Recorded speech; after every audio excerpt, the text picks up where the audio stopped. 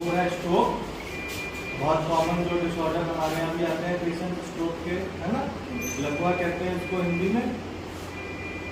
और इसका जो कहते हैं कि न्यूरोलॉजिकल केसेस में सबसे सेकंड मोस्ट कॉमन कॉज जो डेथ का होता है वो स्ट्रोक को ही माना जाता है। अब स्ट्रोक सबसे ज़्यादा फीमेल्स में होता है रादर देन मेल्स। औरतों में ज़्यादा होता है कॉमन, और बहुत इसमें डिसेबिलिटी और मरीजों के पैसे भी ज़्यादा खर्च होते हैं क्योंकि इसमें बहुत टाइम लगता है पेशेंट के ठीक होने में। अब स्ट्रोक दो प्रकार के होते हैं, एक होता है इस्कीमिक, एक होता है हेमरेजिक, जो कि मैं बताता भी हूँ। इस्कीमिक का मतलब ये हुआ कि जो क्लॉटिंग, आम आदमी कहता है कि क्लॉटिंग हो गई है, तो क्लॉटिंग नहीं होती है, क्लॉट चला जाता है अंदर, ब्रेन वेसल्स में चला जाता है, जिसकी वजह से उस एरिया में ब्लड सप्लाई खत्म हो जाती है ब्रेन में। तो जिस एरिया में ब्रेन में ब्लड सप्लाई खत्म हो गई वो एरिया गैंग्रीन हो गया, तो उसको कहते हैं इस्कीमिक स्ट्रोक। तो वो हिस्सा काम करना बंद कर गया। अब उसमें एक हाथ या एक पैर पे असर आता है, अगर थोड़ा सा हो, अगर बहुत ज़्यादा होगा तो आदमी बेहोश हो जाएगा, वेंटिलेटर पे भी आ सकता है। दूसरा होता है हेमरेज वाला। हेमरेज वाला मतलब कि जिसमें अंदर ब्लीडिंग हो गई, ब्लीडिंग हो गई तो उसमें जनरली होता है कि अगर बहुत ज़्यादा ब्लड प्रेशर बढ़ गया हो तो उस कारण से ये होता है, तो वो थोड़ा उसका रेशियो कम रहता है। इस्कीमिक स्ट्रोक सबसे ज़्यादा होता है जो कि क्लॉटिंग की वजह से होता है, और ये थोड़ा ठीक भी हो जाते हैं पेशेंट इस्कीमिक वाले, मगर हेमरेज वाले ज़्यादा सीरियस होते हैं, वो जल्दी वेंटिलेटर पे आते हैं, उनके ऑपरेशन के चांसेस ज़्यादा होते हैं कि न्यूरो सर्जरी करनी पड़ सकती है, और इस्कीमिक वाले में जनरली बिना सर्जरी के भी ठीक होने के चांसेस अच्छे होते हैं। अब इस्कीमिक स्ट्रोक भी दो प्रकार के होते हैं, जैसा लिखा हुआ है, थ्रोम्बोटिक और एम्बोलिक। एम्बोलिक मतलब क्या हुआ कि यहाँ से हार्ट से दिल से क्लॉट गया और वहाँ पे वेसल में ब्लॉक कर गया, तो कहीं से पैर से भी जा सकता है क्लॉट, कहीं और क्लॉट अगर ब्रेन में चला गया, कहीं और पे रहा है, अगर वो टूट के कहीं चला गया ब्रेन में तो उसको एम्बोलिक कहते हैं। और थ्रोम्बोटिक क्या होता है कि ब्रेन में ही बन गया, ब्रेन में ही क्लॉटिंग बन गई हो तो उसको थ्रोम्बोटिक।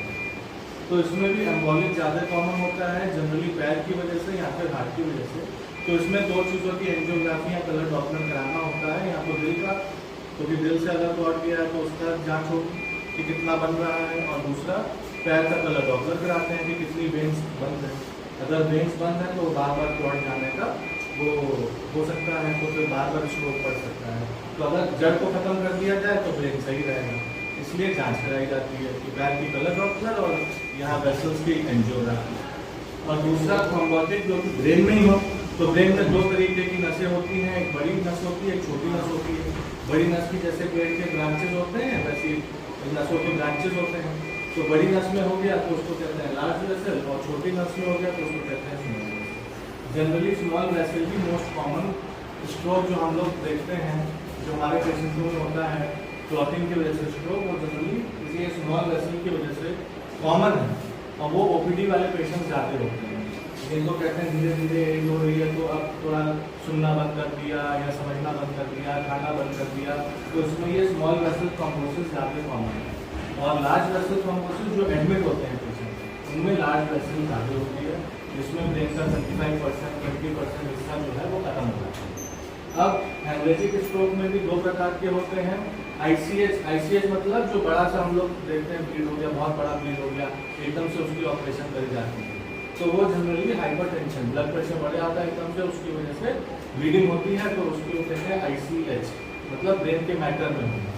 और सब रेटिनोइड हेमरेज क्या होता है, जो वो बलून वाला एन्यूरिज्म बन जाता है, गांठ बन जाती है ब्रेन का बलून, वो अगर फट जाता है तो वो होता ब्रेन के ऊपर है, मतलब ब्रेन के सब्सटेंस में नहीं होता है, मगर ब्रेन के ऊपर होता है, मगर उसकी जो झिल्ली होती है ऊपर वाली उसके नीचे होता है, तो उसको सब रेटिनोइड कहते हैं। दोनों ही सीरियस होते हैं, मगर सबसे ज़्यादा सीरियस आईसीएच होता है, जिसमें हम लोग तुरंत ऑपरेशन करते हैं। अब सबसे ज़रूरी है कि ये सब तो मैंने बता दिया क्यों होता है दोनों का। अब इसमें करना क्या है, जैसे घर में या पड़ोसियों में किसी में, आसपास किसी में हो गया तो कैसे पता चलेगा कि हाँ लकवा होने वाला है।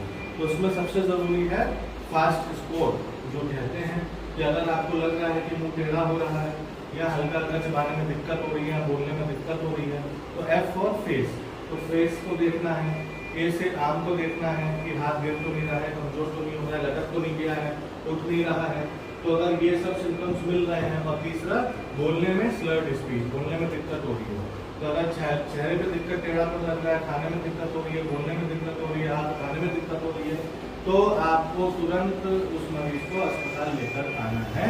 टाइम इज मनी, इसमें कहते हैं टाइम इज मतलब पेशेंट के लिए तो वही जान है सब कुछ।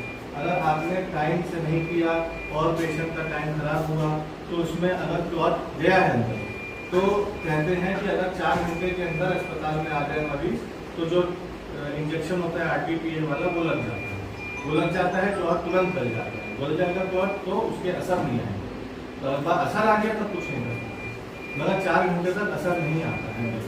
अगर 4 घंटे तक कर लिया, क्लॉट गल गया, असर नहीं आएगा दिमाग पे, तो पेशेंट बच जाएगा, उसको फिर ये सब कुछ भी नहीं है। तो अब इमरजेंसी में पेशेंट आया तो सबसे पहले क्या करना है, पेशेंट को आपको एक तरफ पेशेंट की केयर तो करनी है, मगर सबसे पहले आपको CT स्कैन भी इन्फॉर्म करना है कि तुरंत CT स्कैन कराना है। क्यों CT स्कैन कराना है? इसलिए कराना है, ये देखना है कि हेमरेज हुआ है कि इस्कीमिया हुआ है। अगर हेमरेज हुआ है तो आप RTPA नहीं देंगे क्योंकि वो और ब्लीडिंग कर देगा, और अगर हेमरेज नहीं हुआ है तो आप RTPA देंगे। तो 4 घंटे के अंदर अगर पेशेंट आ जाता है कि मुझे ये सब दिक्कत हो रही है, तुरंत पहले उसका CT कराओ।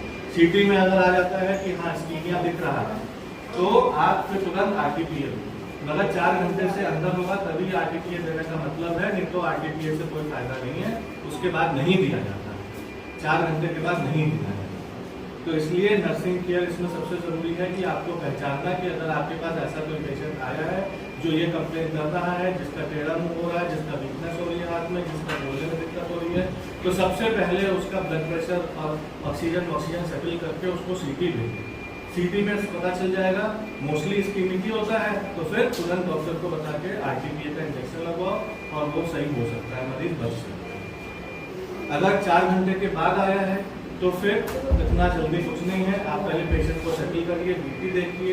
BP इसमें जनरली बढ़ा ही हुआ रहता है, अगर इस्कीमिया भी हुआ है या हेमरेज भी हुआ है तब भी BP बढ़ा हुआ रहता है। क्यों BP बढ़ा हुआ रहता है? क्योंकि जो एरिया दिमाग का डैमेज हो गया है उसमें शरीर का ये होता है कि जो भी हिस्सा खराब हो रहा है उसको सही कर दें अपने से। तो अगर मरीज उसमें खून नहीं जा रहा है तो हार्ट क्या करेगा, और खून देगा, तो और ज़्यादा पंप करेगा, इसलिए ब्लड प्रेशर बढ़ता है।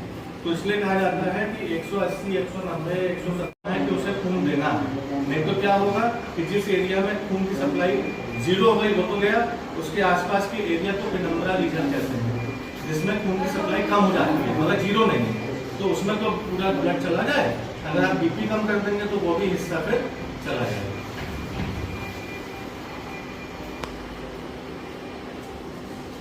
तो देखो इसमें लिखा है no treatment recommended unless blood pressure, और हार्ट को देखना है ECG लगाना।